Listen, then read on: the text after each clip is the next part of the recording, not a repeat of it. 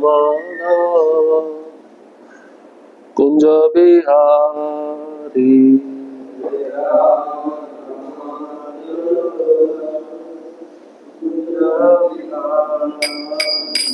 जय राधा माधव कुंज बिहारी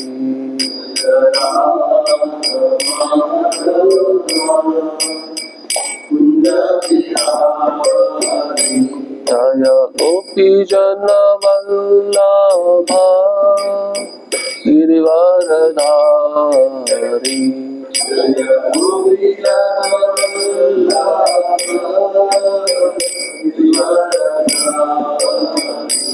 जय गोपी जन वल्लभ गिरिवरधारी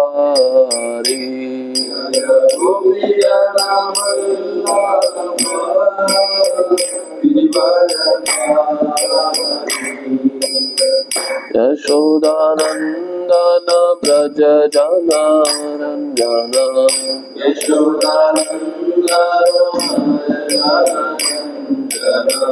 यशोदानंदन ब्रज जनारंजन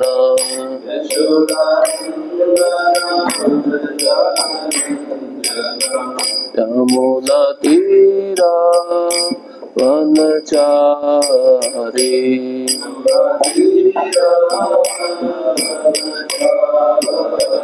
यमुना तीरा वनचारी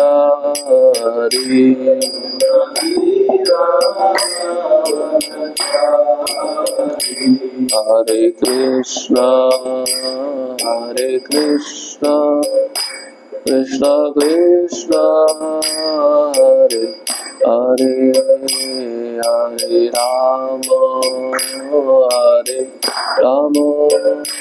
राम राम हरे हरे हरे कृष्णा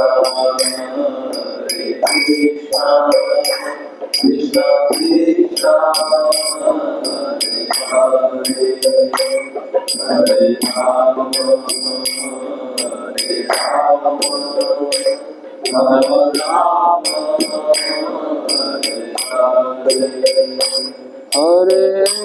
राम हरे कृष्णा कृष्ण कृष्ण हरे हरे हरे राम राम राम हरे हरे हरे कृष्णा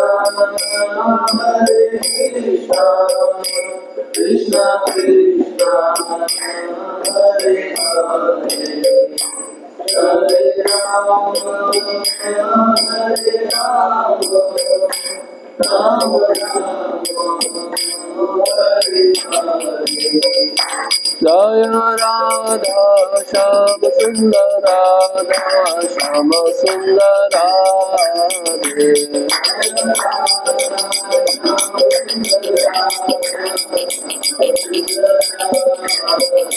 जय प्रभु पदा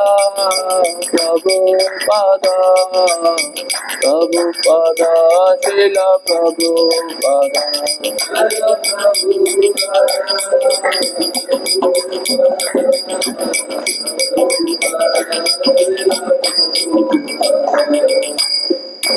श्री राधा श्याम सुंदर जी की श्रील प्रभुपाद की जय। समवेत गौर भक्त वृंद की जय। ओम नमो भगवते वासुदेवाय।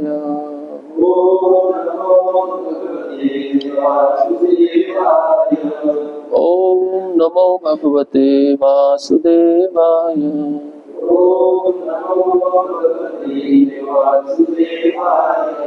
ओम नमो भगवते वासुदेवाय।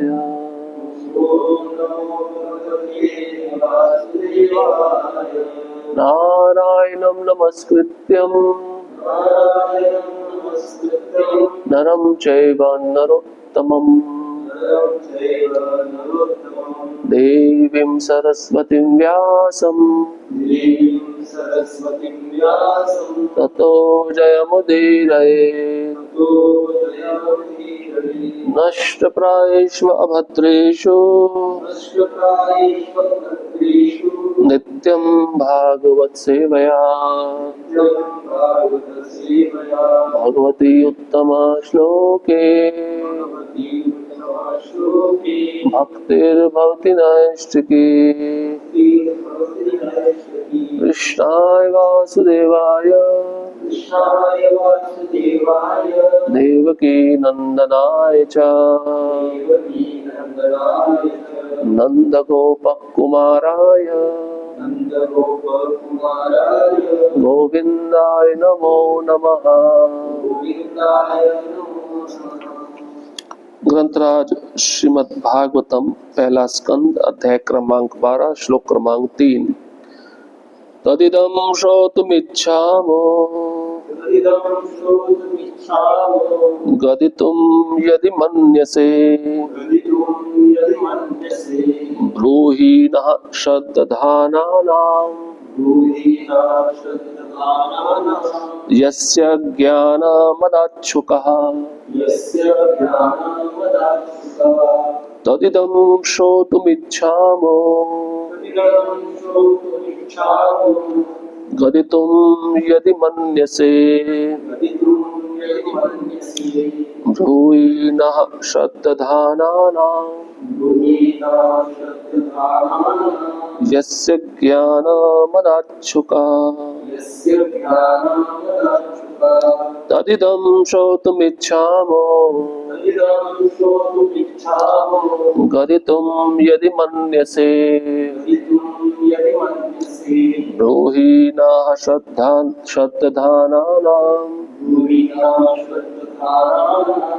यस्य ज्ञानं मदाच्छुकः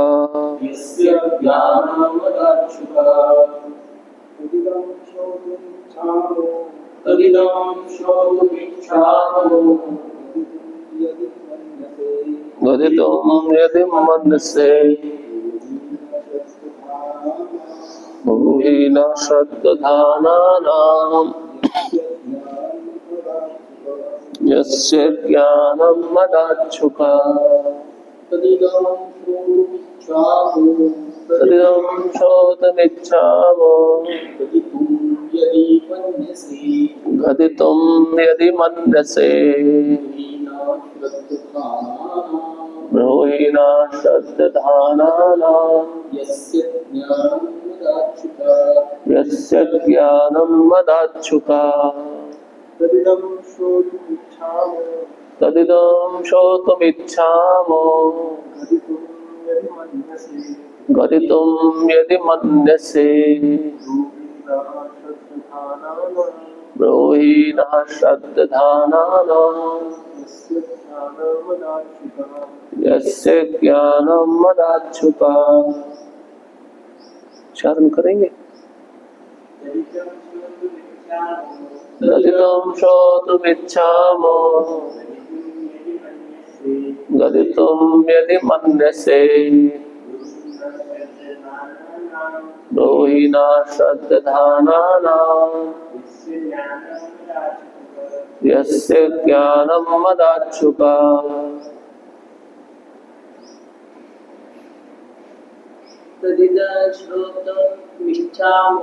तदिदं श्रोतुमिच्छामो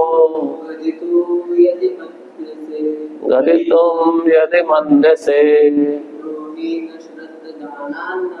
ब्रूहि नः श्रद्धानानाम् यस्य ज्ञानं मदाच्छुकः। जो भागवतम का श्लोक उच्चारण करता है भगवान को प्रिय बन जाता है। सबसे प्रिय ग्रंथ है ये।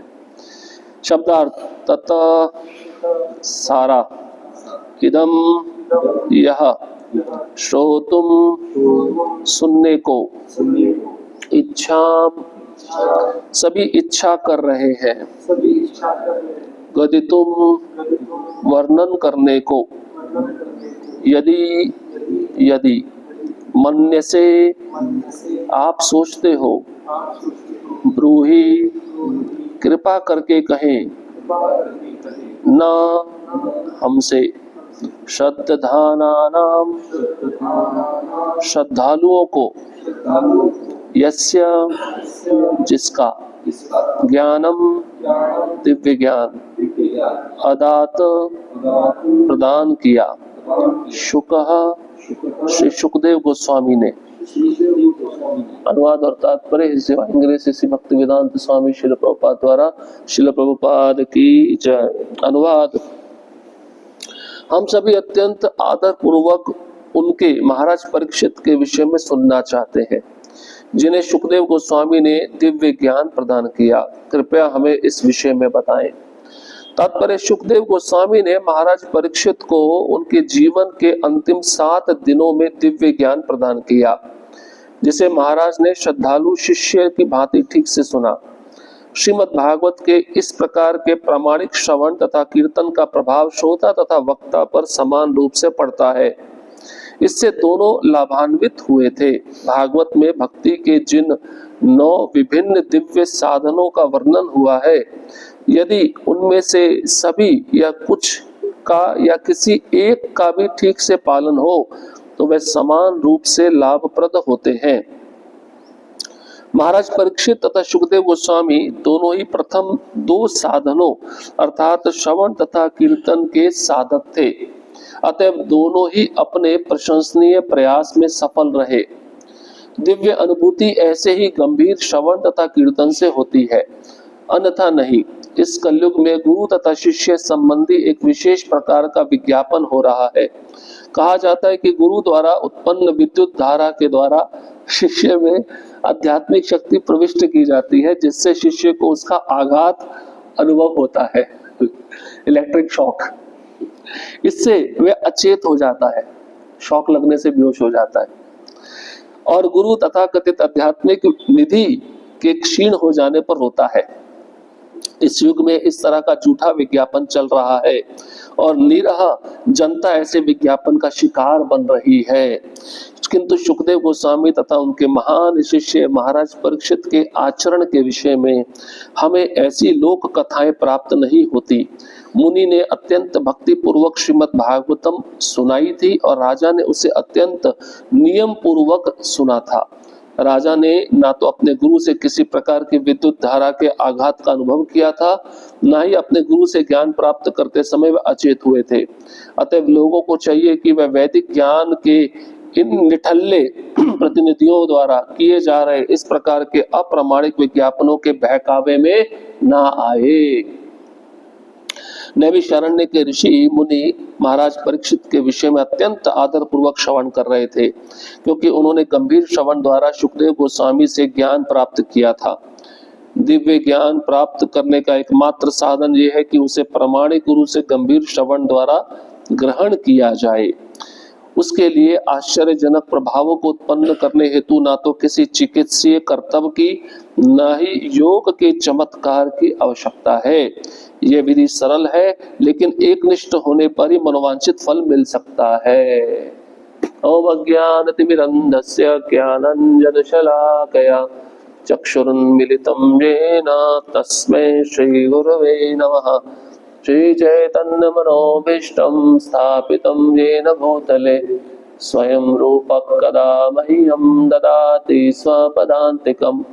वन्देऽहं श्रीगुरोः श्रीयुतापदकमलं श्रीगुरुन् वैष्णवांश्च श्रीरूपां साग्रजातं सहगणा रघुनाथान्वितं तं सजीवं साद्वैतं सावधूतं परिजनसहितं कृष्ण चैतन्य देवं श्रीराधा कृष्ण पादान् सहगणा ललिता श्री विशाखा नितांश्च। हे कृष्ण करुणा सिंधु दीनबंधो जगतपते गोपेश गोपिका कांत राधा कांत नमस्तुते।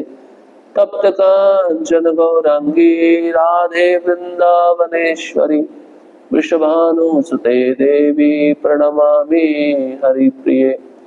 वाञ्छा कल्पतरुभ्यश्च कृपा सिन्धुभ्य एव च पतितानां पावनेभ्यो वैष्णवेभ्यो नमो नमः।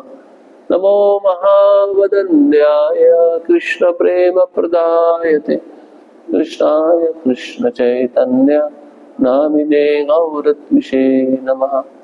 नमः ओम विष्णुपादाय कृष्ण पृष्ठाय भूतले श्रीमते भक्तिवेदांत स्वामी निति नामिने।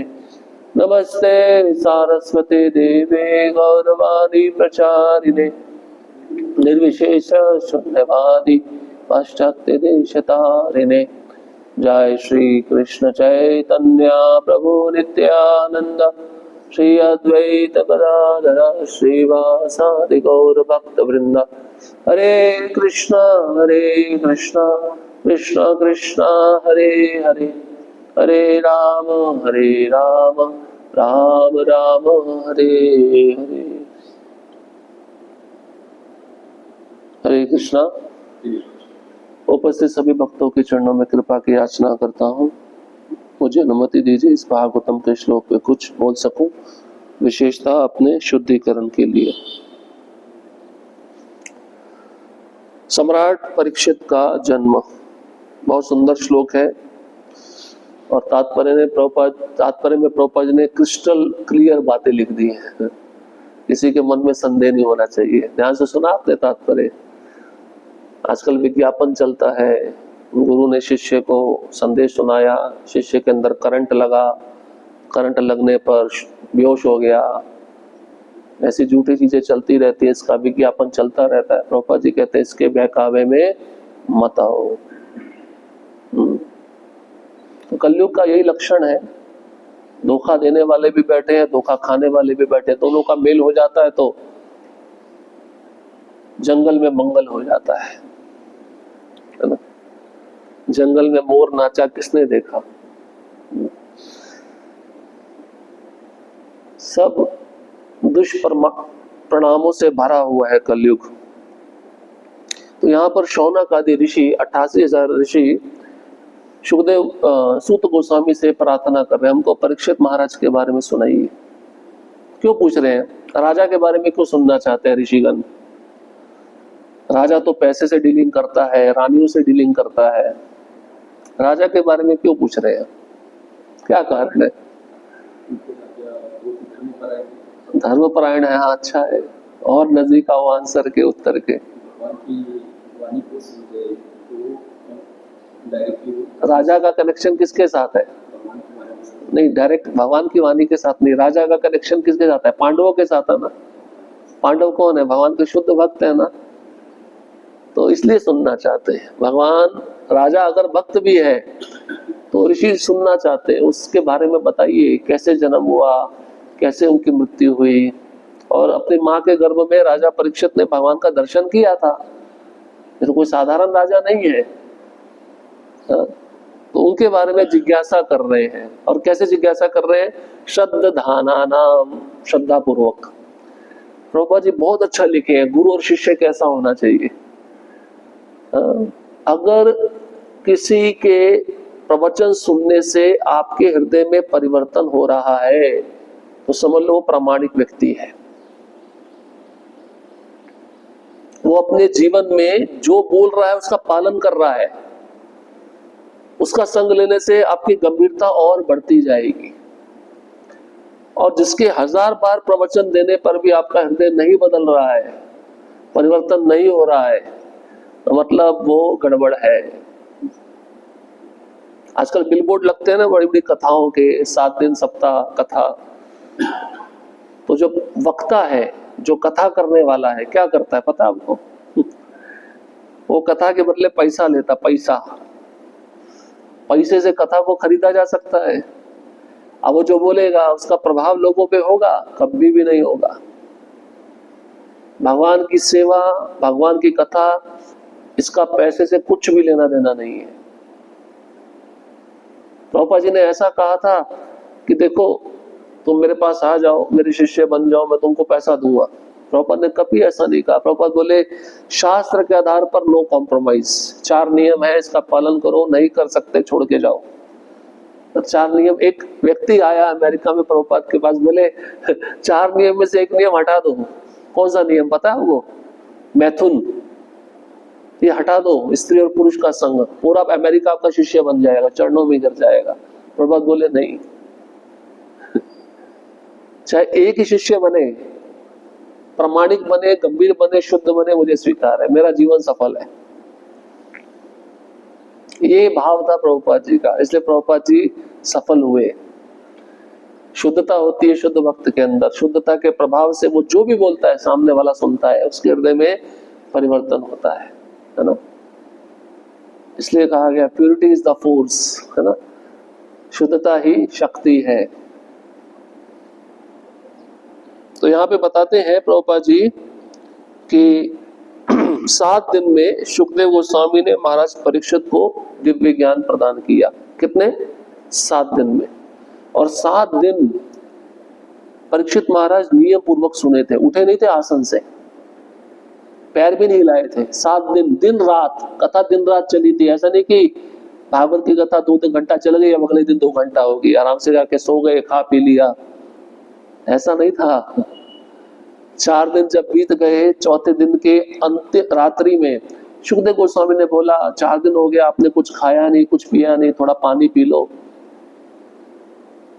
तो महाराज परीक्षित कहते हैं इसी पानी की वजह से मैं फंस गया था, मेरे को शाप मिला इसी पानी की वजह से, क्योंकि जंगल में शिकार करने गया था, वहां पे मुझे पानी मिला नहीं, और एक ऋषि की कुटिया दिखी, उसमें जाके पानी मांगा तो ऋषि ध्यान में बैठा था, मुझे गुस्सा आया, मैंने मरा हुआ सांप उसके गले में डाल दिया, उसके लड़के ने आके मुझे शाप दे दिया। इसी पानी की वजह से तो मैं फंस गया। अब पानी की बजाय आप अमृत पिला रहे हो। भगवान की कथा कैसी है? अमृत है जो अमर बना देती है। अब मैं पानी को क्यों पीऊं? भाई आपके सामने गुलाब जामुन रखा है और दूध रखा है, क्या लोगे? गुलाब जामुन लोगे ना। भगवान की कथा गुलाब जामुन की तरह है, उसको हम पी रहे हैं। सुखदेव गोस्वामी के मुख से राजा परीक्षित पी रहे, अपने कानों से पी रहे, इसलिए कथा को कान से पिया जाता है। ये भी एक अद्भुत बात है ना। तो जो इसको ध्यान पूर्वक सुनता है, श्रद्धा पूर्वक सुनता है, उस पर कथा प्रभाव डालती है। प्रभुपाद जी के गुरु महाराज एक बार ब्रजमंडल परिक्रमा लेकर शेषशाही पहुंचे। अगर आप कार्तिक महीने में कभी ब्रजमंडल परिक्रमा करोगे, एक स्थान पे जगह आती है शेषशाही, वहां पे भगवान विष्णु शेष शैया पे लेटे हैं, बहुत सुंदर विग्रह है। तो अनाउंसमेंट हुआ, भक्ति सिद्धांत महाराज ने सूचना दी कि भाई देखो, अपने शिष्यों को सूचना दी, 2 ऑप्शन है आपके पास में। एक ऑप्शन है या तो दर्शन के लिए चले जाओ, और जो दर्शन नहीं करना चाहते तो यहाँ पे बैठ के कथा सुनो, मैं कथा करने वाला हूँ। सारे दर्शन के लिए चले गए, प्रभुपाद जी केवल कथा सुनने बैठे। दर्शन करना महत्वपूर्ण नहीं है, कथा सुनना ज्यादा महत्वपूर्ण है, क्योंकि कथा सुन के ही आप दर्शन कर पाओगे भगवान कैसे हैं, उनके गुण क्या है। प्रभुपाद जी बैठकर ध्यानपूर्वक सुनने लगे, और एक एक शब्द प्रभुपाद जी अपने गुरु महाराज के मुख से ध्यानपूर्वक सुनते थे। जैसे डॉक्टर किसी पेशेंट को सिरिंज के द्वारा इंजेक्शन देता है ना, उस सिरिंज में क्या होता है? वैक्सीन होती है ना। अगर डॉक्टर ठीक से इंजेक्शन देगा तो वैक्सीन ठीक से शरीर में पहुंचती है ना। ऐसे गुरु के शब्द वैक्सीन है, सिरिंज है। शिष्य अगर ठीक से ग्रहण करता है, शब्द ठीक से मतलब क्या? श्रद्धा पूर्वक, गंभीरता पूर्वक, नम्रता पूर्वक, तब वो शब्द उसके जीवन में गहरा असर डालते हैं। तो भक्ति सिद्धांत महाराज देखते थे प्रभुपाद जी बहुत ध्यानपूर्वक सुनते हैं। बोले ये मेरा सबसे प्रिय शिष्य है, क्योंकि मेरे उपदेश को बहुत ध्यानपूर्वक सुनते हैं। इसे समय आने पर ये अपना कार्य करेगा, आप इसको फोर्स मत करो, कुछ तकलीफ मत दो। और समय आने पे प्रभुपाद जी ने वो कार्य किया। ये गुरु ने शक्ति दिया था उनको, यही कारण है। इसे सबसे बड़ी सेवा है गुरु के मुख से ध्यानपूर्वक सुनना, सुनकर अपने जीवन में उतारना सबसे बड़ी सेवा है। और परीक्षित महाराज वही ध्यानपूर्वक सुन रहे हैं, और यहाँ पे शौनक आदि ऋषि वही जिज्ञासा कर रहे हैं, आप हमको सुनाइए। कितना उत्साह है उनके अंदर। तो प्रभुपाद जी लिखते हैं भक्ति के 9 साधन हैं, जिसमें से सबसे पहले 2 महत्वपूर्ण है, श्रवणम और कीर्तनम। श्रवणम के आचार्य हैं महाराज परीक्षित, कीर्तनम के आचार्य है सुखदेव गोस्वामी। कीर्तनम खाली करताल लेके नहीं होता, जो कथा बोली जाती है वो भी कीर्तनम है। क्योंकि सुखदेव गोस्वामी ने कथा किया, वो भगवान का कीर्ति था, उन्होंने कीर्तन किया, वो कीर्तन के आचार्य, श्रवण के आचार्य महाराज परीक्षित है। तो प्रभुपाद जी कहते हैं इन 9 विधियों में से कोई एक विधि आप श्रद्धा पूर्वक स्वीकार करो।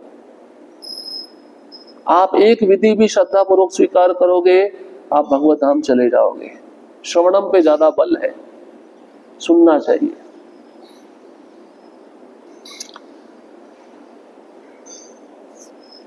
पद्म पुराण में श्रीमद् भागवतम का महात्म्य आता है, उसमें धुंधकारी की कथा आती है, जो प्रेत योनि में चला गया था, भूत बन गया था, अपने भाई के पास आया। गोकर्ण, गोकर्ण भाई का नाम था गोकर्ण। गो मतलब गाय, कर्ण मतलब कान, शरीर मनुष्य जैसा, कान गाय जैसे, इसे नाम पड़ा गोकर्ण। भगवान के बड़े भक्त थे। उनके पास उनका भाई छोटा आया धुंधकारी, जो प्रेत योनि में था, भूत की योनि में था, क्योंकि वेश्याओं का संग किया था, वेश्याओं ने मार दिया जान से पैसे के लालच में। वो फिर प्रेत की योनि में चला गया। प्रेत की योनि में भटक रहा था, भाई के पास आया, मेरा उद्धार करो। तो गोकर्ण ने 7 दिन भागवतम की कथा किया था।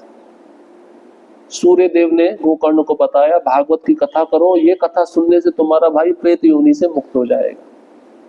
तो 7 दिन धुंधकारी एक जगह पे बैठ के भागवतम को सुना, ध्यान पूर्वक, श्रद्धा पूर्वक। और गांव वाले भी सुनते थे। सुनने के बाद गांव वाले कथा सुनी, वहीं पे छोड़ के चले गए कथा को। हम उठते हैं ना कथा सुनने बाद, झाड़ते हैं, कपड़े वगैरह झाड़ते हैं। झाड़ने का मतलब क्या, जो सुना वहीं पे छोड़ दिया और चले जाते हैं। लेकिन धुंधकारी सुनता था, मनन चिंतन करता था, चिंतन करता था। कथा सुनने के बाद मनन चिंतन निधि ध्यान बहुत जरूरी है। मैंने क्या सुना, आज मैं जो सुना हूं अपने जीवन में क्या लागू कर सकता हूं, कैसे शुरू करूं। कथा सुनने का लाभ तभी है। तो धुंधकारी ये करता था 7 दिन। 7वें दिन विमान आया वैकुंठ से, तो विष्णु पार्षद उतरे विमान से और धुंधकारी को बुलाया, चलो भगवान के धाम। धुंधकारी बैठ गया, प्रेत योनि से मुक्त होकर चतुर्भुज रूप धारण कर लिया, उसे दिव्य शरीर हो गया उसका। तो गोकर्ण बोले रुको रुको, अरे इनको क्यों लेके जा रहे हो, सबको लेके जाओ, सबने कथा सुनी है। तो विष्णु पार्षद बोले सुनी सबने है, लेकिन जा केवल यही सकता है। क्यों? ये सुनने के बाद यहीं पे झाड़ के चले जाते थे, कुछ करते नहीं थे। ये सुनने के बाद मनन भी करता था, चिंतन भी करता था, निधि ध्यान भी करता था। इसलिए ये अधिकारी है भगवान के नाम जाने का। प्रभुपाद जी ने जो इतना बड़ा प्रचार किया, इतना सफलता कैसे मिला? प्रभुपाद जी शुद्ध है ना। जिस भक्त की वाणी शुद्ध होगी तो उससे लोग प्रभावित होंगे ना। और कैसे लोग प्रभावित हुए? मलेच्छ, यवन, जिनके जीवन में कुछ भी पता नहीं वैदिक संस्कृति है क्या, उन लोगों ने भक्ति को स्वीकार किया प्रभुपाद जी की कृपा से। आज वो लोग कहां पहुंचे हुए हैं। ये भी चमत्कार है ना। चमत्कार से इससे बड़ा तो चमत्कार कोई हो नहीं सकता। प्रभुपाद जी कहते प्रचार का अर्थ है हृदय का परिवर्तन। अब ये हमारे ऊपर निर्भर करता है कि हम जब प्रचार करते हैं, सामने वाला व्यक्ति कितनी श्रद्धा पूर्वक सुन रहा है। उतनी शुद्धता हमारे अंदर भी होनी चाहिए। अगर हम वैदिक शास्त्रों के नीति नियमों को अच्छे से पालन कर रहे हैं, हमारी शुद्धता बढ़ रही है, तो हमारा जो प्रवचन है, हमारे जो वाक्य दूसरे पे प्रभाव डालेंगे। सच बात है। कटक में एक बार भक्ति सिद्धांत महाराज भागवत की कथा कर रहे थे 7 दिन, और एक व्यक्ति कथा में आकर बैठ गया। और व्यक्ति पता कौन था? प्रभुपाद ये स्टोरी अपने लेक्चर में बताते, अपने गुरु भाई के बारे में। वो कहते वो व्यक्ति पीएचडी किया हुआ था इंटॉक्सिकेंट्स में। लोग अलग अलग सब्जेक्ट में पीएचडी करते हैं, इसने नशे में पीएचडी किया था। नशे में पीएचडी पता है कैसे करते हैं? प्रैक्टिकल। इसकी जेब में गांजा, अफीम, चरस, तंबाकू, बीड़ी, सिगरेट, एलएसडी सब था, और सब पीता रहता था। अब पता नहीं भगवान की क्या कृपा हुई, वो उस कथा में जाके बैठा, उसने पूरा दिन कथा सुना भक्ति सिद्धांत महाराज के मुख से। अब भक्ति सिद्धांत महाराज कौन है? उनका परिचय तो हमें देने का आवश्यकता नहीं है। जैसे एक दिन कथा सुना तो इसके मन में भाव आया, ये जो मैं कर रहा हूँ गलत कर रहा हूँ, ये मुझे छोड़ना चाहिए। दूसरे दिन फिर आके कथा सुना, तीसरे दिन फिर आके सुना। 7 दिन लगातार उसने कथा सुनी। कथा सुनने के बाद उसने सारी जेब से चीजें निकाली, जो नशे की चीजें थी, निकाल कर भक्ति सिद्धांत महाराज के चरणों में रख दिया, मैं छोड़ना चाहता हूं, मुझे दीक्षा दे दो।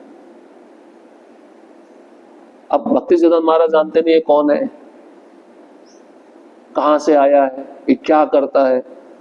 भक्ति सिद्धांत महाराज ने पूछा तुम क्या करते हो, तुम्हारा नाम क्या है? अब गुरु की शरण लेने जा रहा है, झूठ तो नहीं बोल सकता। उसने बोला मैं नशे में पीएचडी किया हुआ हूं पिछले 15-20 साल से। अब आप सोचो, जो व्यक्ति 15-20 साल से ये सेवन कर रहा है, एक सेकंड में वो छोड़ देगा क्या? भक्ति सिद्धांत महाराज बोला अगर शरण चाहिए, वो भी तैयार हो गए। उसका प्रामाणिकता देखकर, उसका गंभीरता देखकर तैयार हो गए। बोले ठीक है, मेरा एक कंडीशन है, मेरा एक शर्त है, ये आपको सब कुछ छोड़ना होगा। ये लीला भक्ति सिद्धांत वैभव पुस्तक है, जिस भक्ति विकास महाराज लिखे, 20 साल लगाया उन्होंने लिखने में, ये लीला उसमें भी मेंशन है। तो बोले आपको छोड़ना होगा। बोले मैं तैयार हूं। तो किसी ने बोला अरे तुम 20 साल से सेवन कर रहे हो, जैसे चेन स्मोकर होता है, हर 2 मिनट के बाद उसको सिगरेट की आवश्यकता होती है, सिगरेट ना मिले तो तड़फने लगता है, तुमको ये चीजें नहीं मिलेगी तो तुम मर सकते हो, क्योंकि तुम इसके आदी हो गए ना। बोले मेरे को मरना मंजूर है, लेकिन इसको मैं दोबारा हाथ नहीं लगाऊंगा। ये उसका इतने लेवल पर श्रद्धा पैदा हो गया था, आप सोचिए। भक्ति सिद्धांत महाराज ने उसकी श्रद्धा देकर दीक्षा दिया, उसने कभी भी जीवन में हाथ नहीं लगाया, उसको कुछ नहीं हुआ, और उसके साथ साथ उसका पूरे परिवार ने दीक्षा लिया। इसलिए शुद्ध भक्त के मुख से सुनना चाहिए, ऐसे आलतू फालतू लोग जो बैठे उनके मुख से नहीं सुनना चाहिए। प्रभुपाद जी उदाहरण दिए हैं कितना सुंदर। मैं तो उदाहरण पढ़ रहा था तो मेरे को हंसी आ रहा था बहुत ज्यादा। उदाहरण में प्रभुपाद जी लिखते हैं, भाई कलयुग में गुरु और शिष्य का संबंध एक विशेष प्रकार के विज्ञापन के द्वारा चल रहा है। एडवर्टाइजमेंट, क्या विज्ञापन है? कहा जाता है कि गुरु द्वारा उत्पन्न विद्युत धारा, विद्युत धारा समझते हैं, विद्युत मतलब इलेक्ट्रिसिटी का फ्लो, करंट। गुरु के द्वारा करंट निकला, करंट तो वैसे तार में निकलता है, गुरु के द्वारा नहीं निकलता है करंट। शिष्य में आध्यात्मिक शक्ति प्रविष्ट हो जाती है। अरे हम अगर तार को हाथ लगाएंगे तो शॉक लगेगा, सही बात है, क्योंकि उसमें करंट फ्लो हो रहा है। लेकिन यहाँ पे तो गुरु बोलता है अरे मैं तुमको भगवान बना दूंगा, मेरे से मंत्र ले लो। ऐसे बहुत सारे गुरु बैठे हैं। अब शिष्य भी लोग पागल होते हैं, बोले चमत्कार है, कुछ विशेष, कुछ अलग देखने को मिलेगा, क्योंकि इस्कॉन में कुछ अलग देखने को नहीं मिलता ना, वही तात्पर्य, वही मंगला आरती, तो कुछ नया चाहिए, मन को नया चाहिए। इसलिए व्यक्ति छोड़ के किसी और संप्रदाय में जाता है, वो सोचता है चलो कुछ नया मिलेगा, लेकिन नया कुछ नहीं है, वो मन का भ्रम है, क्योंकि आपका मन नहीं लग रहा ना। अब मन अगर यहाँ पे नहीं लग रहा तो फिर कहाँ लगेगा? कहीं लगने वाला नहीं है। मन तो केवल कृष्ण के चरण कमलों में स्थिर हो सकता है, और किसी वस्तु में स्थिर नहीं हो सकता, या तो गुरु के आदेश में हो सकता है। गुरु मुख पद्म वाक्य चित्ते करिया एक, बस। जिससे शिष्य को उसका आघात अनुभव होता। आघात मतलब जोश। एक बार गुरु महाराज लेक्चर दे रहे थे, हंसते हुए गुरु महाराज कहने लगे, बंगाल में चिली भाव चलता है, चिली भाव। जय पताका महाराज का वर्णन करते हैं। बोले जो कीर्तन करने वाले बंगाली लोग होते हैं ना, वो लोगों को आकर्षित करने के लिए अपने आंख में मिर्ची का पाउडर डाल लेते हैं और नाक में मिर्ची का पाउडर डाल लेते हैं। क्यों? क्योंकि आंख में मिर्ची का पाउडर डालेंगे तो आंसू आएगा। हमारा भक्ति भाव देख कर लोग पागल होंगे, आकर्षित होंगे, इसलिए हमारे पास में आएंगे। इसको कहते हैं चिली भाव। तो ये भाव करके हम किसको मूर्ख बना रहे हैं? हम सोचते हैं भगवान को मूर्ख बना रहे हैं, गुरु को मूर्ख बना रहे हैं, कोई लाभ नहीं है। सहजिया लोग कहते हैं, सहजिया जो केवल दिखावा करने के लिए बैठे हैं, उसमें यही कैटेगरी है। आघात का अनुभव हुआ। भाई आघात का अनुभव तभी होता है जब आप गुरु के शिष्यों आदेशों का पालन करो, तब परिवर्तन होता है। प्रभुपाद जी ने कितने विदेशी शिष्यों के जीवन में परिवर्तन ला दिया। और आज भी वो शिष्य देखो टिके हुए हैं, गुरु की वाणी के आदेश का पालन कर रहे हैं। ये उनका क्या कहते हैं, लाइफ सपोर्ट सिस्टम है। वो बोलते हैं अगर ये सिस्टम हमारे जीवन से हट गया तो हमारी मृत्यु निश्चित है।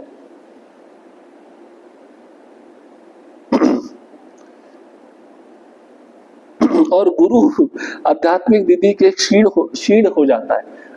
गुरु के पास जो संपत्ति थी, ज्ञान था, वो खत्म हो गया।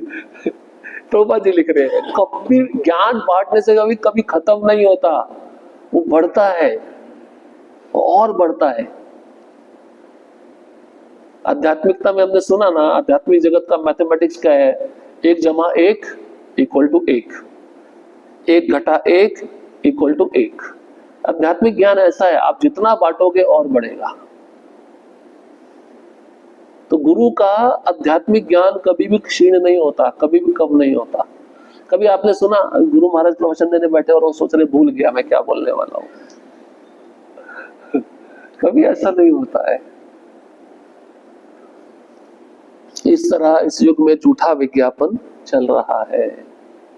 एक बार भक्ति सिद्धांत महाराज उनका शिष्य पहुंचा और किसी दूसरे की कथा सुन के आया था, रो रहा था। बोले महाराज, अपने गुरु को बोलने लगा वो शिष्य, कितना सुंदर कथा था, कितना सुंदर कथा था। उस कथा सुनकर मेरी आंखों से आंसू आने लगा। तब भक्ति सिद्धांत महाराज ने एक ही वाक्य बोला। उन्होंने कहा अगर ये आंसू तुम्हारे निरंतर चलते रहे और तुम्हारी भक्ति में प्रगति होती रही तुम्हारे लक्षणों के आधार पर, तो मैं समझूंगा तुम प्रामाणिक व्यक्ति से सुन के आए हो। अगर तुम्हारे आंसू रुक गए और तुम गंदी हरकतें जो पहले थी वही करने लगे, तो उसका मतलब तुम्हारा सुनने का कोई भी लाभ नहीं है। ये चीजें हैं, इसलिए भावुकता में नहीं आना चाहिए। कितना सुंदर कथा किया। आजकल वक्ता भी जनता के मूड के अनुसार कथा करते हैं, पैसा बटोरने के लिए कथा करते हैं, सत्य नहीं बताएंगे। क्योंकि सत्य क्या है, कड़वा है। कड़वा है ना, करेले का सब्जी कोई नहीं खाता, सब पनीर का सब्जी खाते हैं, है ना। लेकिन सत्य जो कड़वा है उसको हम लेंगे ना, तो हमारा जो अंदर विष है ना इंद्र तृप्ति का, वो खत्म होगा। ऐसे करेला भी अच्छा है, करेला जितना खाओगे शरीर के जो विषाणु पदार्थ होते हैं खत्म होते हैं। शुगर कभी नहीं होती करेले, जो करेला का सेवन करता है रोज। ये चीजें हैं, जरूरी है। ये तो आपको सत्य कोई बताएगा नहीं, इसलिए इस्कॉन में सत्य बताया जाता है। इसलिए बोलते हैं ब्रेन वॉशिंग। तुम्हारे मस्तिष्क का ज्ञान खत्म कर देंगे, तुमको ब्रह्मचारी बना देंगे। अरे हम नहीं बनाते, अंदर भगवान बैठा है, वो प्रेरणा देता है। हम नहीं बनाते किसी को, कोई हम जबरदस्ती किसी को बना देंगे क्या? उसकी पूर्व जन्म की सुकृति होनी चाहिए, उसकी श्रद्धा होनी चाहिए, सारे फैक्टर काम करते हैं, तब जाके वो ब्रह्मचारी बनता है। ब्रह्मचारी बनना भी इतना आसान नहीं है, 15-20 साल लगते हैं स्थिर होने में। देखो देखो इस्कॉन वाले आ गए, अब हमारे बच्चों को लेके जाएंगे। और पहले हम छोटे थे ना, एक बाबा आया, ये मत जाओ, तुमको लेके जाएगा, झोली में डाल देगा। अरे भागवतम में श्लोक है, जो कृष्ण की भक्ति में आता है स्वयं आकर्षित होता है, उसका हृदय में वैराग्य स्वयं प्रकट होता है। ये स्वाभाविक है भाई। पुत्र अपने पिता के पास ही जाएगा ना, पिता को छोड़ के और किसके पास जाएगा? अब पिता को छोड़ के किसी और के पास जा रहा तो बहुत बड़ी गलती कर रहा है वो। उसको ठीक से ज्ञान किसी ने दिया नहीं है। इसलिए प्रभुपाद जी कहते हैं ये जो इस्कॉन संस्था है, इसमें वही लोग आएंगे जिनके पास श्रद्धा का हीरा बैठा है। श्रद्धा रूपी हीरा जिसके पास है वही संस्था में आएगा। और भक्ति श्रद्धा से ही प्रारंभ होती है। श्रद्धा कैसे आएगी? साधु के संग में सुनने से आएगी।